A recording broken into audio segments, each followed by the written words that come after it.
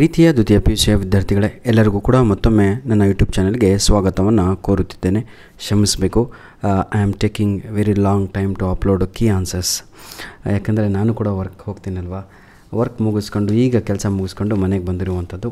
ಈಗ ಸಮಯ ಸಿಕ್ಕಿದೆ ನಿಮಗೋಸ್ಕರ ಇವತ್ತು ನಡೆದಂತಹ second year PUC English exam annual exam 3 ಇದರ ಒಂದು ಕೀ ಆನ್ಸರನ್ನು ಅಪ್ಲೋಡನ್ನು ಮಾಡಿ ಕೊಡುತ್ತಿದ್ದೇನೆ. ಧನ್ಯವಾದಗಳು. ನಿಮ್ಮ ಪ್ರೀತಿ ಸಹಕಾರ ಸದಾ ನಮ್ಮ ಜೊತೆ ಹೀಗೆ ಇರಲಿ.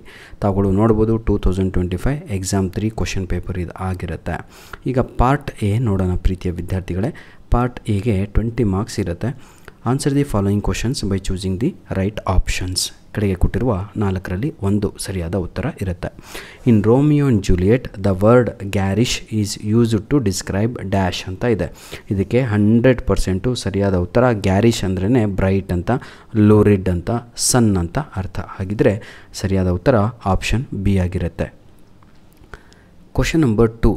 ಇನ್ ದ ಸ್ಟೋರಿ ಟು ಡಿಯರ್ ಪಾಠದಲ್ಲಿ dash business did the kinglet of Monaco monopolise ಅಂತ ಇದೆ. ಎರಡನೆಯ ಪ್ರಶ್ನೆಗೆ ಸರಿಯಾದ ಉತ್ತರ ಗೇಮಿಂಗ್ ಹೌಸ್ ಅನ್ನುವಂಥದ್ದು ಸರಿಯಾದ ಉತ್ತರ. ಎಲ್ಲಿದೆ? ಎ ಆಪ್ಷನ್ ಆಗಿರುತ್ತೆ ಉತ್ತರ, ಸರಿಯಾದ ಉತ್ತರ. I repeat for question number 2, A is the right answer. Question number 3. Choose the right sequence of incident as they happen in the life of Vandana ಶಿವರವರ ಜೀವನದಲ್ಲಿ ನಡೆದಂತಹ ಇನ್ಸಿಡೆಂಟ್ಗಳನ್ನು ಒಂದೊಂದಾಗಿಯೇ ಸರಿಯಾದ ಕ್ರಮದಲ್ಲಿ ಜೋಡಿಸಿ ಅಂತ ಪ್ರಶ್ನೆ ಕೇಳಲಾಗಿದೆ.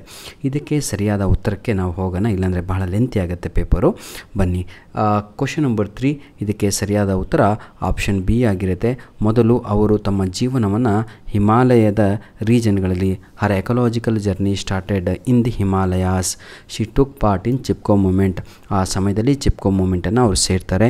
ನಂತರದಲ್ಲಿ ನವಧನ್ಯ ಮೂಮೆಂಟನ್ನು ಸ್ಟಾರ್ಟ್ ಮಾಡ್ತಾರೆ. ನವಧನ್ಯ ಮೂಮೆಂಟ್ ಸ್ಟಾರ್ಟ್ ಆದಮೇಲೆ ನವಧನ್ಯ ಫಾರ್ಮನ್ನೇ ಎಸ್ಟಾಬ್ಲಿಷ್ ಮಾಡ್ತಾರೆ. Clear? Option B is the right answer. ಈಗ ಕ್ವಶನ್ ನಂಬರ್ 4 ಕಡೆಗೆ ನಾವು ಹೋಗೋಣ. In a sunny morning when Dona Lara says your sight must be keen. ನಿಮ್ಮ ಕಣ್ಣುಗಳು ಏನು ಭಾಳ ಚೆನ್ನಾಗಿದ್ದಾವೇನೋ ಅಂತ ಅವಳು ಟಾಂಟ್ ಹೊಡೆಯೋದು. ಹಾಗಾಗಿ ಕ್ವಶನ್ ನಂಬರ್ 4ಗೆ ಸರಿಯಾದ ಉತ್ತರ ನನ್ನ ಪ್ರೀತಿಯ ವಿದ್ಯಾರ್ಥಿಗಳೇ, question number 4 right answer is option B, make fun of Don Gonzalos eyesight ಅಂತ. ಅವಳೇನು ಮಾಡ್ತಾಳೆ, ಅವನ ಕಣ್ಣಿನ ಮೇಲೆ ಒಂದು ರೇಗಾಡ್ತಾಳೆ ಅಷ್ಟೇ. ಆಯಿತಾ? ಅದು ಅರ್ಥ ಆಗುತ್ತೆ ನಿಮಗೆ. 5ನೆಯ ಪ್ರಶ್ನೆ. The speaker loud the dash. ನೆನ್ನೆ ತಾನೇ ನಾನು ನೀವು ವಿಡಿಯೋ ಮಾಡುವ ಸಮಯದಲ್ಲಿ ಹೇಳಿದೆ ನನ್ನ ಪ್ರೀತಿಯ ವಿದ್ಯಾರ್ಥಿಗಳೇ, ಪೋಯಮ್ ಓದ್ಕೊಳ್ರಲ್ಲೇ ಹೆಲ್ಪ್ ಆಗುತ್ತೆ ಅಂತ. ನೋಡಿ, the speaker loud the dash of is beloved ಅಂತ ಇದೆ. 5ನೆಯ ಪ್ರಶ್ನೆಗೆ ಸರಿಯಾದ ಉತ್ತರ ಬಂದು ದುಃಖಗಳು ಅನ್ನುವಂಥದ್ದು ಸರಿಯಾದ ಉತ್ತರ. ದುಃಖಗಳು ಅಂದರೆ ಆಪ್ಷನ್ ಯಾವುದು? ಡಿ, ಸಾರೋಸ್ ಅನ್ನುವಂಥದ್ದು ಸರಿಯಾದ ಉತ್ತರ ಆಗಿರುತ್ತೆ. A B C D. Question number 5, D is the right answer. Question number 6. In the gardener Tamanna pines that she had no more reason to live after dash ಅಂತ ಇದೆ. ಕ್ವಶನ್ ನಂಬರ್ 6ಕ್ಕೆ ಸರಿಯಾದ ಉತ್ತರ ಏನು ಅಂತ ಹೇಳಿದರೆ ಅದಕ್ಕೆ ಸಿ ಅನ್ನುವಂಥದ್ದು ಸರಿಯಾದ ಉತ್ತರ.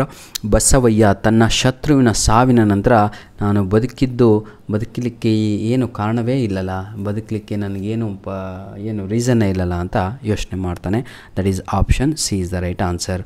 Question number 7. As I explained in the food from his child, in which among the following the food does not walk along ಅಂತ ಇದೆ.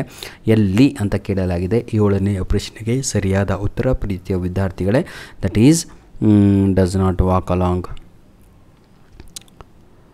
As explained in the food from his child, in which among the following the food does not walk, it can't walk, mines, markets, fields.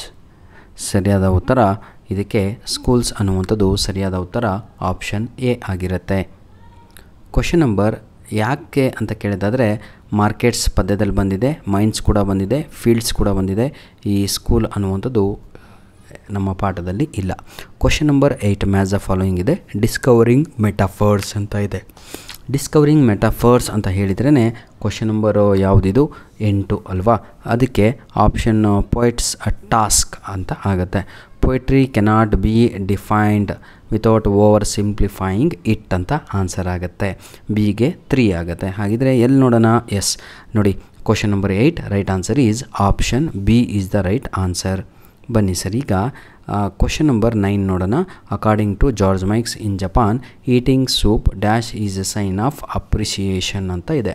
Question number 9 right answer is with fearful noise ಅನ್ನುವಂಥದ್ದು ಸರಿಯಾದ ಉತ್ತರ. ಹೇಗೆ ಅಲ್ಲಿ ಸೂಪನ್ನು ಕುಡಿಬೇಕು?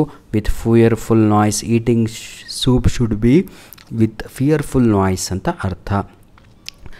Question number 10 complete the analogue ಅಂತ ಇದೆ ನೋಡಿ. Fatima a school teacher, Manormani quarry labourer. ಹೌದಾ? ಏನಾಗಿರಬೇಕು? ನೋಡಿ, ಯಾವುದು ಎ ವಿಲೇಜ್ ಹೆಲ್ತ್ ನರ್ಸ್ ಅಂತ ಇದೆ, ಕ್ವಾರಿ ಲೇಬರರ್ ಅಂತ ಇದೆ, ಅಂಗನವಾಡಿ ವರ್ಕರ್ ಅಂತ ಇದೆ, ಅರಿವೋಲಿ ಸೆಂಟ್ರಲ್ ಕೋಆರ್ಡಿನೇಟರ್ ಅಂತ ಇದೆ. ಇದೆಲ್ಲದೂ ಕೂಡ ತಪ್ಪು. ಸರಿಯಾದ ಉತ್ತರ ಬಿ, ಆಪ್ಷನ್ ಬಿ ಆಗಿರುತ್ತೆ. ಆಯಿತಾ? ಆಪ್ಷನ್ ಬಿ ಯಾವುದಕ್ಕೆ? Quarry labourer, Manormani. ಈಗ 11ನೆಯ ಪ್ರಶ್ನೆ ನೋಡೋಣ. ಇಲ್ಲಿಗೆ 10 MCQಸ್ಗಳು ಕಂಪ್ಲೀಟ್ ಆಯಿತು. ಬನ್ನಿ, ಈಗ ನಾವು ಕ್ವಶನ್ ನಂಬರ್ 11 ಗ್ರಾಮರ್ ಪಾರ್ಟನ್ನು ನೋಡೋಣ. ಈ ಸಲ ಅವರು ಪಾಸ್ಟ್ ಟೆನ್ಸೇ ಕೊಳ್ಳಿಲ್ಲ. 99% ಎಲ್ಲ ವಿದ್ಯಾರ್ಥಿಗಳಿಗೂ ಮೊದಲು ಟೀಚರ್ಸ್ಗಳು ಗೌರ್ಮೆಂಟ್ ಕಾಲೇಜಲ್ಲಂತೂ ಮೊದಲು ಕಲಿಸುವಂಥದ್ದೇ ಪಾಸ್ಟ್ ಟೆನ್ಸು ಅಂತ. ಈ ಸಲ ಅದು ಕೊಳ್ಳೇ ಇಲ್ಲ. ಹಾಗಾಗಿ ನಾನು ಹೇಳುವಂಥದ್ದು first attempt is the best attempt ಅಂತ. ಗ್ರಾಮರ್ ಸ್ವಲ್ಪ ಟ್ವಿಸ್ಟ್ ಮಾಡಿದರು. ಬನ್ನಿ, ಬೋರ್ಕ್ಸ್ observe that all things dash to us for a purpose ಅಂತ ಇದೆ. ಭಾಳ ಈಸಿ. ಹ್ಯಾವ್ ಬೀನ್ ಗಿವನ್ ಅನ್ನುವಂಥದ್ದು ಸರಿಯಾದ ಉತ್ತರ. Have been given. ಆಯಿತಾ? All that happens to us dash ಅಂತ ಇದೆ. ಮಸ್ಟ್ ಬಿ ಸೀನ್ ಅಂತ ಬರೀಬೇಕು. ಮಸ್ಟ್ ಬಿ ಸೀನ್, SEEN ಅಂತ. ಆಯಿತಾ? As raw material this material dash ಅಂತ ಇದೆ. Is transmuted. ಆನ್ಸರ್ ಏನು? ಈಸ್ ಟ್ರಾನ್ಸ್ಮ್ಯೂಟೆಡ್ ಅನ್ನುವಂಥದ್ದೇ ಇದಕ್ಕೆ ಆನ್ಸರ್ ಆಗಿರುತ್ತೆ. I repeat, have been given second answer. Must been seen, must be seen, must be BEB seen, is transmuted. ನನ್ನ ಪ್ರೀತಿಯ ವಿದ್ಯಾರ್ಥಿಗಳೇ, ಇಲ್ಲಿ ತಾವುಗಳು ನೋಡ್ಬೋದು 3 ಡ್ಯಾಶ್ ಇತ್ತು. ನನ್ನ ಪ್ರಕಾರ 100ಕ್ಕೆ 100 ಜನನು ಇದಕ್ಕೆ 0 ತೆಗೆದುಕೊಂಡರೆ ಬಹಳ ಜನ ಆಗಿರ್ತಾರೆ. ಬನ್ನಿ, ಕ್ವಶನ್ ನಂಬರ್ 12 ನೋಡೋಣ. ಈಗ 2 ಡ್ಯಾಶಸ್ ಇದೆ. ಭಾಳ ಈಸಿ. 3 ಆಪ್ಷನ್ಸ್ ಲಾಸ್ಟಲ್ಲಿದೆ. Out of the way, get rid of, turn their Bacs.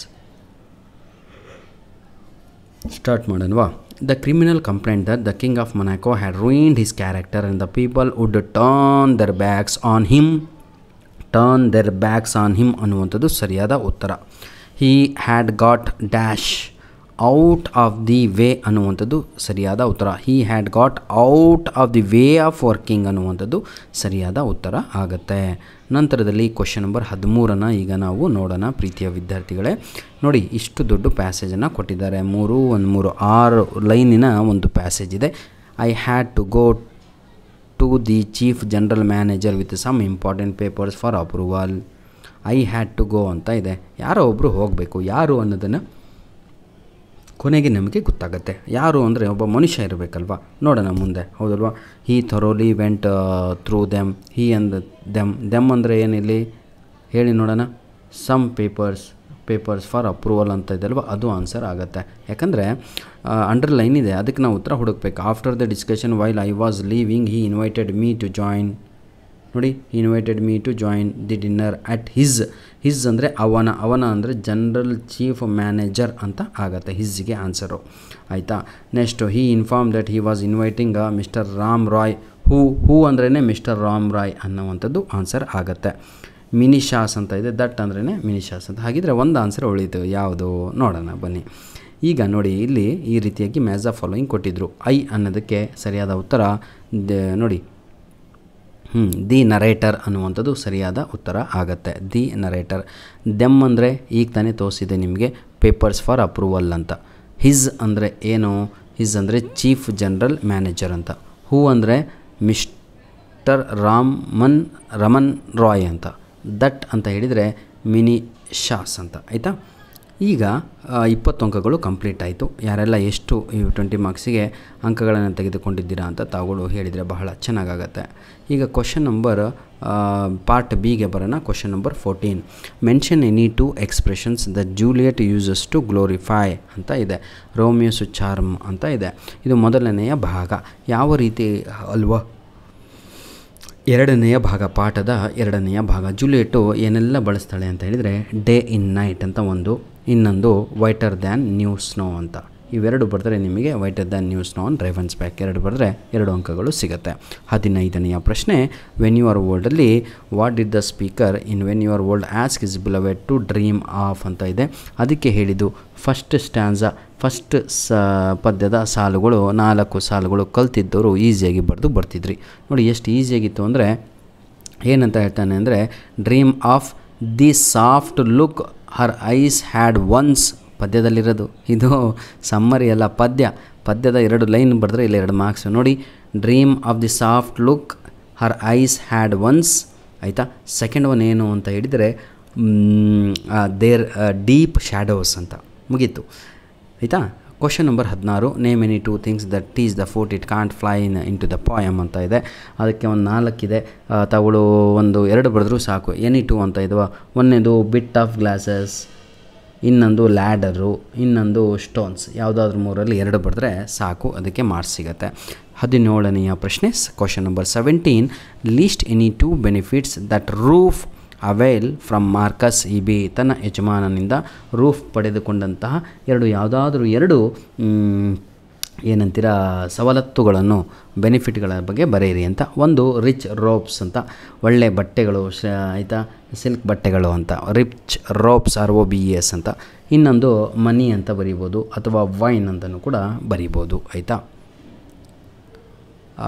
ಈಗ ಥರ್ಡ್ ಮೇನ್ ಕ್ವಶನಲ್ಲಿದ್ದೀವಿ. ಬ್ರಿಂಗ್ ಔಟ್ ದ ರಿಲೇಷನ್, ಏನಿದು ship among the bows arrows and the archer with the reference to the poem on children ಅಂತ ಇದೆ. Summary of on children ಬರೆದ್ರೆ ಮುಗೀತು.